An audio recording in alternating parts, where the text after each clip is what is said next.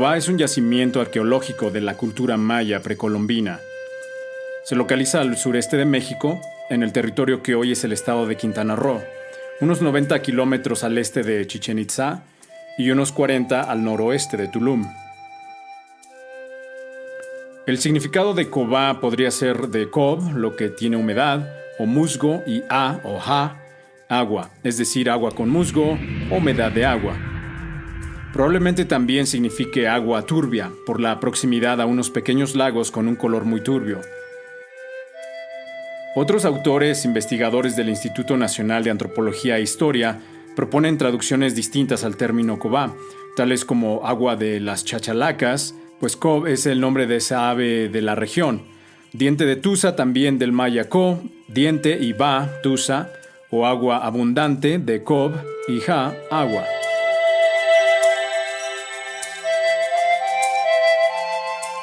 Llegó a contar con una población de unos 50,000 habitantes en su apogeo y una extensión de 80 kilómetros cuadrados. Fue a mediados del periodo clásico de la civilización maya que la mayor parte de la ciudad fue construida, entre los años 500 y 900 después de Cristo, y poseía varios templos, entre los cuales sobrevive la pirámide de Nohochmul de 42 metros de altura. De acuerdo a varias investigaciones, Cobá tiene una larga historia de ocupación prehispánica, que inició ahí por el año 200 o 100 a.C., cuando aquí existió un asentamiento de plataformas bajas y construcciones de madera y palma, de las que no queda más evidencia que algunos fragmentos de cerámica. A partir del 100 DC, el área de Cobá experimentó un notable crecimiento demográfico, social y político, lo que la llevó a convertirse en una de las ciudades más grandes y poderosas del norte de la península de Yucatán.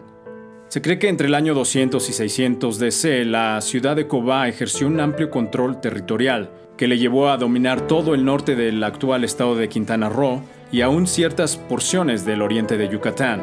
Esto porque Cobá contaba con el control de grandes espacios agrícolas e hidráulicos, así como de rutas de intercambio, inter- e intrarregional, que posiblemente habrían incluido el control de algunos puertos de importancia, como el de Xel-Há.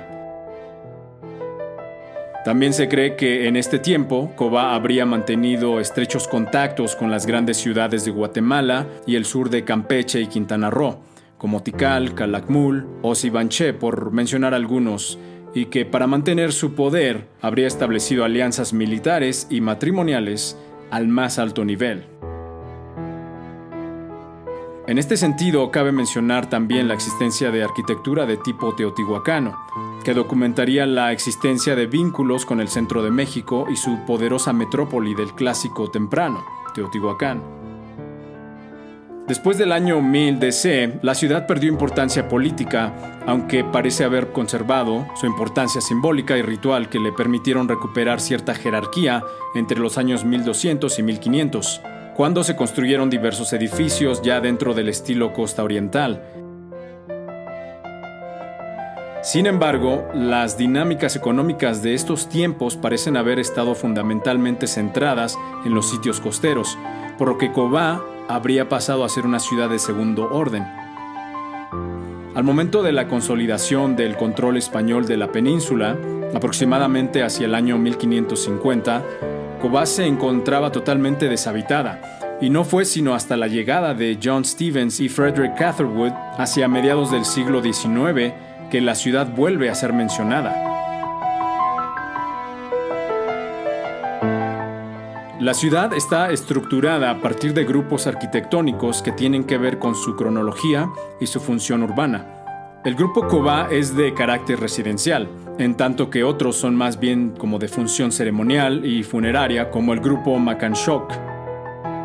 Dentro del grupo Cobá, que se encuentra al inicio del recorrido, se aprecia un magnífico templo de casi 25 metros de altura, perteneciente al periodo clásico temprano y conocido localmente como la iglesia. Está formado por 9 cuerpos de esquinas redondeadas. El primer cuerpo del edificio no puede verse, pues el patio A lo cubre por completo. Del segundo solo se observa una parte. Sobre él se hallan 2 cuartos abovedados y una escalinata que conduce a ambos lados de ella, Tiene varias etapas constructivas que se superponen una a la otra. Se empezó a construir en el Clásico temprano, entre el año 300 y 600 después de Cristo, y la última modificación fue hecha durante el Posclásico. El grupo Cobá, situado entre los lagos Cobá y Makan Shok, es el más antiguo de la zona arqueológica y consta de 53 edificios, de los cuales solo unos pocos se pueden visitar. Al pie de la iglesia y frente a la escalinata se halla el fragmento superior de una estela, rodeada de un pequeño altar circular al frente. El tallado de la estela está prácticamente borrado, distinguiéndose solamente algunos glifos. También se encuentra un complejo conjunto de edificios palaciegos y residenciales que son una excelente muestra del enorme tamaño e importancia que había tenido la ciudad en su tiempo. Este grupo se complementa con el juego de pelota, en donde se pueden observar algunas figuras de cautivos pertenecientes al periodo 600 al 900 después de Cristo, así como un basamento ornamentado con representaciones de cráneos humanos y algunas inscripciones jeroglíficas en los peraltes de la escalera.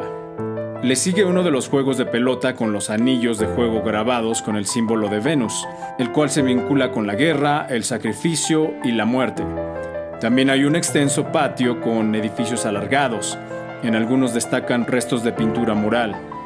Se tiene bien documentado que desde el siglo XVII a.C. los olmecas ya jugaban el juego de pelota, aunque con algunas diferencias en las reglas. 2000 años después, en Teotihuacán se plasmaron escenas relacionadas al juego de pelota. En el mural conocido como Tlalocan se muestra cómo varios practican el juego de pelota. Existen también ilustraciones de cabezas sin tronco y algunas de otros sacrificios asociados al juego. Uno de los juegos de pelota que se encuentra en Chichén Itzá cuenta con las mayores dimensiones que ningún otro de Mesoamérica, alrededor de 160 por 60 metros. El recinto está formado por dos elevados muros en cuyo centro se encuentran empotrados dos anillos de piedra, conocidos como marcadores del juego de pelota, que llevan las representaciones de dos serpientes emplumadas entrelazadas, por ello considerados portales hacia el inframundo, siendo que el juego conlleva un profundo sentido religioso. En náhuatl se le llama Teotachtli o lugar de los dioses de juego de pelota. El nombre dado por los mayas al juego de pelota era Poctapoc, en referencia a los sonidos que producía la pelota en sus rebotes con las paredes. En Cobá generalmente se jugaba 3 contra 3, y la pelota estaba hecha de la resina de un árbol y que terminaba siendo como una pelota de goma o caucho. Este ritual se llevaba a cabo al inicio de la primavera, alrededor del 21 de marzo. La pelota, siendo redonda, representaba al sol, por lo que no se podía tocar con las manos, sino solo con la cadera, rodillas y codos. Se dice que antes de empezar el partido, todos los jugadores debían rezar a Hunahpu, un dios de la mitología maya que fue asesinado, revivido y muerto otra vez tras haber perdido un juego de pelota maya. Se cree que los miembros del equipo perdedor eran sacrificados. Otros creen que los que ganaban eran los que terminaban sacrificados. Sin embargo, hay dudas acerca del sistema de valores de los mayas, sobre si ellos consideraban válido hablar en términos de perdedor o ganador, ya que se conoce sus creencias superaban toda delimitación natural terrestre. Y probablemente se consideraba el juego una representación de lo que estaba por venir. Un medio de entrar a la batalla del sol y las demás estrellas, entrando y saliendo del supramundo al inframundo. Algunos afirman que tras el juego de pelota maya los jugadores eran sacrificados. No era necesariamente una práctica rara en esa época, donde el sacrificio formaba parte habitual de las culturas más importantes, pues se rendía culto a los dioses prácticamente a diario. Y se sabe que el juego de pelota se hacía en honor a un dios, pero ¿era necesario hacer un sacrificio en su nombre?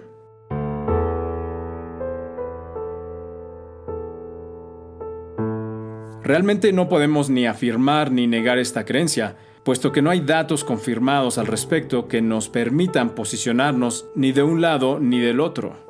Es verdad que el juego de pelota no solamente se jugaba con finalidad de distracción tanto para el jugador y para el espectador, sino que tenía también un enorme poder simbólico. El juego de pelota estaba relacionado con la guerra ritual, lo que se traduce en que se está jugando una batalla entre la luz y las tinieblas, entre la noche y el día. Visto de esta manera, los elementos del bando perdedor podían ser sacrificados, dada la crueldad del enfrentamiento. Sin embargo, los datos constatables no nos dicen con exactitud si se hacían o no tales sacrificios en este juego. Si tenemos en cuenta que se trataba de un juego de guerra, sí podemos entender que se diera muerte al perdedor mediante la decapitación, que era el sacrificio típico entonces, pero no tenemos evidencia de ello.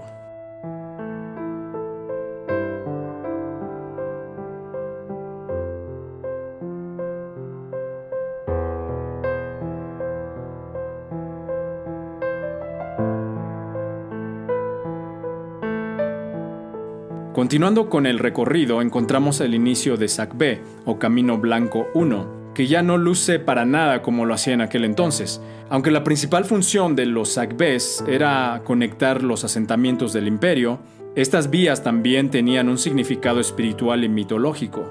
Servían como rutas de peregrinación y como símbolo de poderío político y económico entre las ciudades. Este sistema de caminos conectaba el comercio de bienes entre ciudades remotas.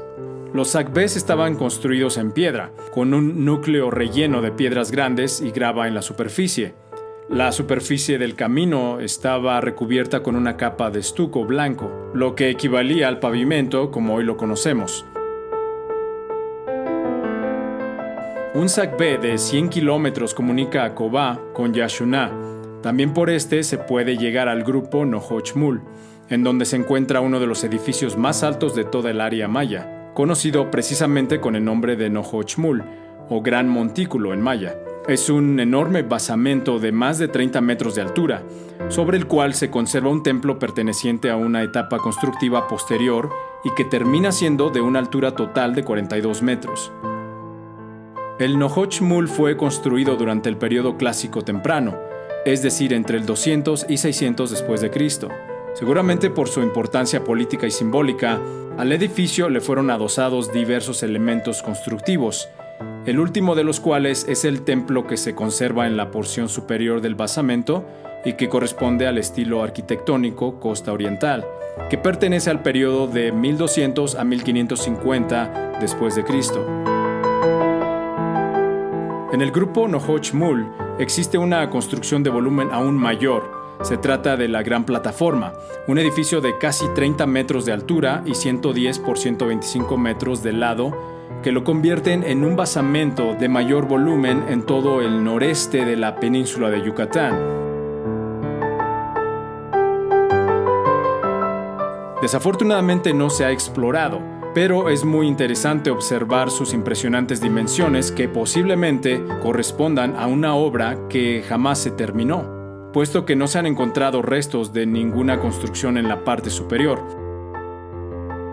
En este mismo conjunto se puede visitar la estructura X, que es una construcción habitacional cuyo mayor interés radica en que en ella se encuentra la estela 20, que es la mejor conservada del sitio y en la que pueden leerse la fecha maya correspondiente al 30 de noviembre de 730. Muy cerca de este conjunto se halla una estructura bastante singular, recientemente restaurada, conocida como Shaibé, o crucero de caminos, que es un edificio de planta semicircular y una escalinata gradería de huellas y peraltes mucho mayores a los de la métrica humana, que parece haber funcionado como monumento conmemorativo y cruce de los Sacbés 1, 5, 6 y 8.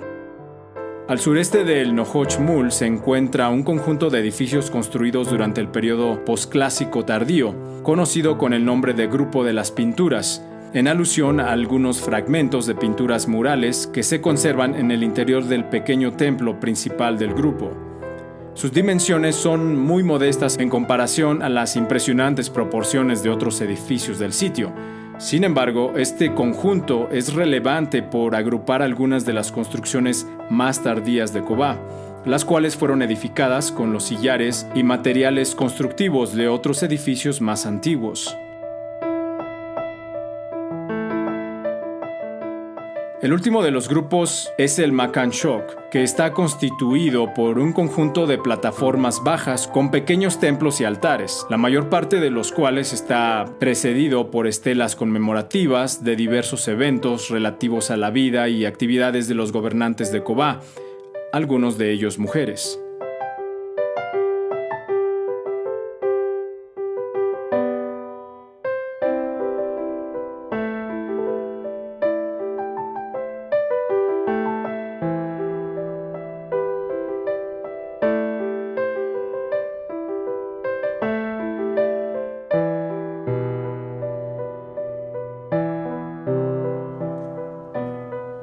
Fue hasta principios del siglo XX que la mayor parte de los estudios arqueológicos de la zona se llevaron a cabo. Esto debido a la dificultad que imponía la selva para llegar hasta el lugar.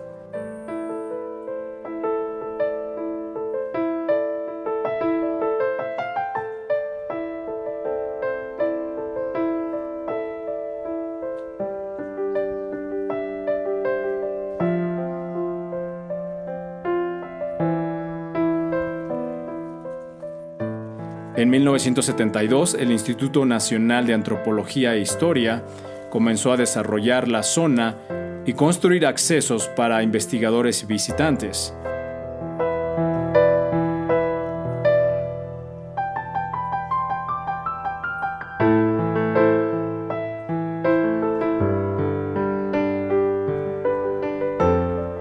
Actualmente, sus ruinas son una de las principales atracciones turísticas de la región.